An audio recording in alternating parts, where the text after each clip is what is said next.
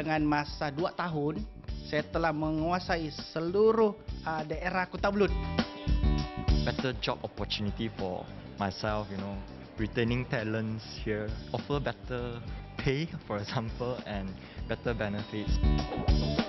Saya meletakkan pekerjaan seperti NGO yang lebih menekankan human rights. Secara tidak langsung saya dapat berkhidmat dengan masyarakat dengan lebih baiklah.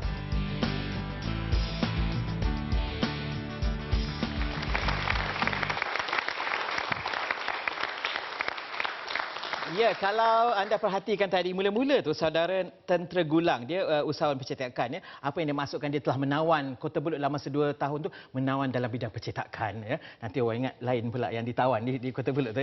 Baiklah, kita ada bersama kita, kalau kita tengok dalam rakaman tadi, kita ada saudara Chong Chi Kong. Beliau adalah dari Taylor's University di Subang Jaya, duduk di sebelah kiri Perdana Menteri, dan juga saudara Bayang Udin, dah baru selesai belajar di USM. Sekarang mencari kerja. Tengah mencari. Datangi dari Sarawak.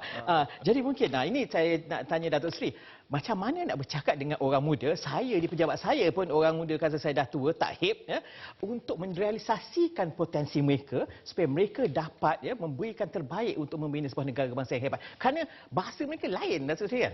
Lain. Kita cuba lebih sempoi orang kata. Okay. Tapi ada hadnya juga lah. Okay. Tapi yang saya rasa kita kena proses engagement dan interaktif yang saya sebutkan tadi. Maknanya kita mesti beri peluang pada mereka. Sebab generasi muda ni dia berbeza dengan generasi muda tahun 60-an. Tahun 60-an dulu dia nak pada perubahan ideologi masa tu. Sekarang ni dia tak nak pada perubahan ideologi, dia nak jadikan diri dia sebahagian daripada sistem. Maknanya pokoknya kita kena sediakan peluang kepada mereka.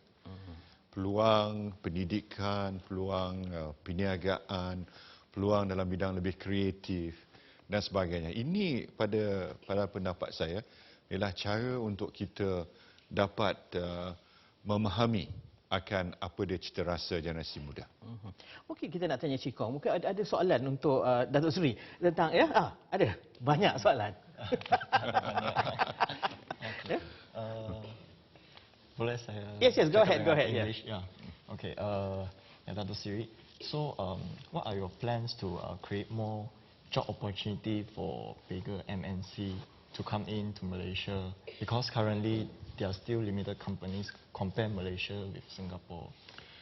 Ya, kita telah berusaha dan dengan gigihnya, dan kita lihat bahawa tahun sudah jumlah pelaburan dari dalam luar negeri pun bertambah, dan tahun ini malah tahun sudah jumlah FDI dengan domestic investment meningkat 45% membanding dengan tahun sebelum itu. Dan tahun ini saya diberitahu bahawa suku pertama tahun ini, first quarter this year, lebih tinggi daripada first quarter tahun sudah. Jadi maknanya dari segi investment dia kian bertambah, dan kita lihat misalnya di kawasan Iskandar dengan investment yang bakal dibuat oleh Petronas di bawah projek Rapid tu, 30 bilion investment. Itu satu jumlah investment yang cukup besar di kawasan tersebut. Dan kita juga menggalakkan syarikat-syarikat MNCs untuk menambahkan lagi pelaburan mereka di dalam negara kita. Apa yang penting maknanya the trajectory ataupun trend is on the upward trend in Malaysia. So dengan cara seperti ini dan program ETP yang kita sedang laksanakan dan projek-projek entry point projects yang kita telah pun lancarkan, saya percaya prospek dalam negara kita akan bertambah lebih baik lagi. Dan saudara Bayang Udin pula kan, kalau kita dengar apa saudara Bayang Udin cakap tadi, saya rasa ini banyak juga saya perhatikan dalam generasi muda ni, pekerja-pekerja saya lah tu, mereka tu di pejabat ataupun di luar, mereka mahukan sesuatu yang sedikit berbeza, yang mungkin orang kata pertalian yang erat, ya, pendekatan yang agak berbeza dalam dunia pekerjaan. Jadi maknanya kalau di pejabat, maka itu ada semangat kekeluargaan. Jadi pendekatan yang agak berbeza untuk orang kata supaya orang-orang muda ni lama dan suka bekerja di pejabat ataupun di kilang-kilang kita.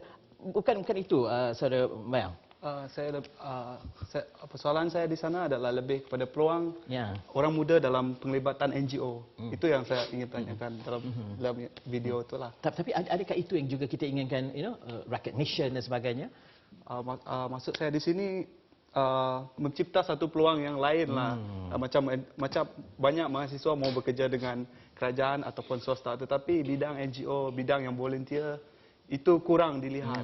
Sebab itu lebih memberi kepada impact. Misal baru-baru ni, Datuk, saya pergi Aman Kampus Kenyalang dan saya wakil dan saya ada di rumah Tan Sri Mawar Ikom masa tu untuk sambut Hari Gawai, dan saya rasa platform yang macam tu untuk orang muda, bagaimana dia menyalurkan tenaga dia. Itu yang saya memberikan terima kasih lah atas Aman Kampus Kenyalang yang berjaya. Kami pergi dari satu tempat ke satu tempat dan itu merupakan platform yang sesuai. Soalan saya di sini, apakah platform yang boleh anak muda, supaya anak muda sebagai mahasiswa kami salurkan benda itu dengan betul. Itu yang saya ingin lihatlah, banyak kerajaan banyakkan lagi program yang supaya anak muda boleh terlibat dengan NGO. Ya, memang kita dah sedar dan akan perkara ini, dan dalam sedikit masa lagi saya akan lancar satu program yang begitu unik. Dia beri nama I am for you, One Malaysia Youth for You program tu, ataupun ringkasnya I am for you, di mana kita akan menggalakkan generasi muda, orang muda untuk melibatkan diri secara sukarela dalam pelbagai aktiviti yang boleh menguntungkan masyarakat, termasuk kegiatan melalui NGO, dan kita akan memberi sokongan dan kita akan juga beri sedikit bantuan kewangan umpamanya supaya mereka dapat terlibat dalam kegiatan NGO. Misalnya kalau mereka minat nak menjaga alam sekitar umpamanya, mereka boleh buat aktiviti yang berkenaan dan aktiviti itu boleh disokong oleh kita.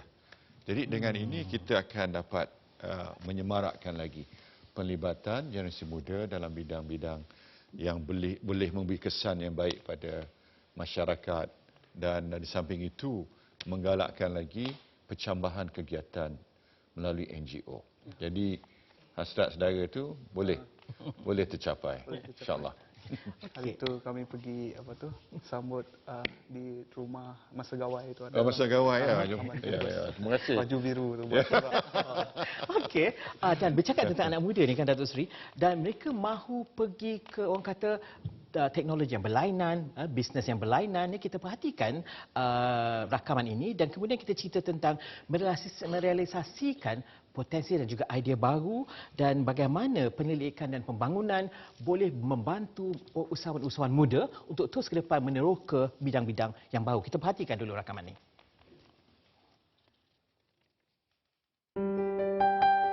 Sisa keripik ubi, sisa ayam kita gunakan untuk membuat baja lah. Cyclekan sumber buangan ni, teknologi EM, Effective Microorganism. Kita buat penapaian, jadikanlah je yang bermanfaat kepada pokok kelapa sawit. Teknologi dengan inovasi itu sangat penting. Kalau tak, kita akan tahap macam tu je lah.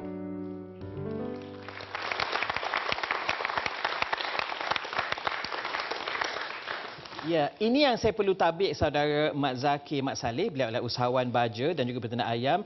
Kerana saya nak tabik apa? Kerana dia ada masa lagi nak buat PhD sekarang ni. Tahniah ya. Itu saya rasa itu yang membuatkan kita nak maju ke depan. Mungkin di sini sekarang nak pattern sesuatu lah kan? Mungkin boleh cerita supaya di sini boleh kita gabungkan sekali soalan saya dengan Datuk Seri, bagaimana membuatkan sistem itu lebih efisien. Makmal universiti bawa keluar pengkomersilan dan segalanya berjalan dengan cepat. Jadi mungkin kita lagi hebat dari Silicon Valley dan juga tempat-tempat lain di dunia ini. Mungkin cerita pakai pattern tu sikit boleh? Asalnya adalah bila saya menghadapi masalah tentang penyakit ayam, Masalah tu yang menyebabkan saya berusaha untuk keluar daripada masalah. Ayam yang saya hasilkan kebanyakannya adalah menggunakan antibiotik. Antibiotik yang hampir sama dengan manusia gunakan. Jadi saya dapat satu idea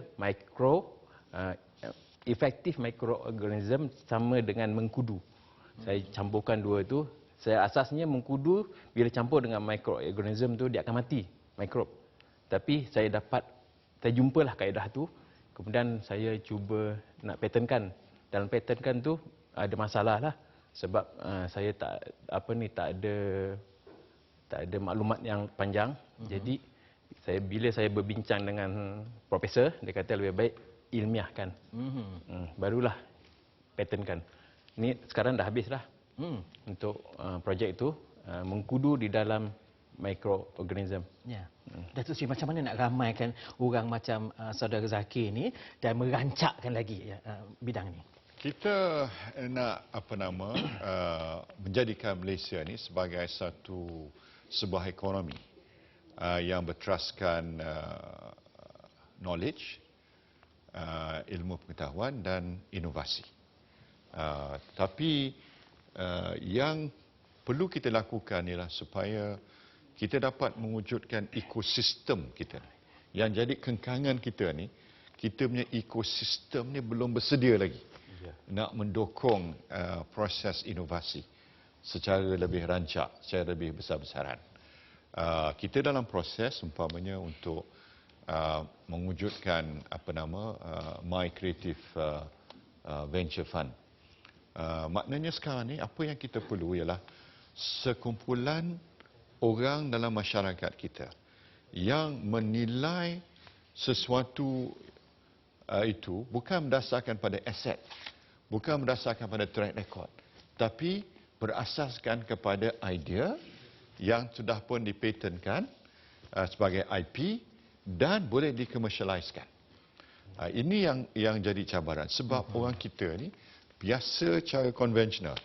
Maknanya kita nak tengok dari segi dia punya aset apa, kita nak tengok dia punya cash flow apa, kita nak tengok dia punya track record, baru kita nak bagi pinjaman.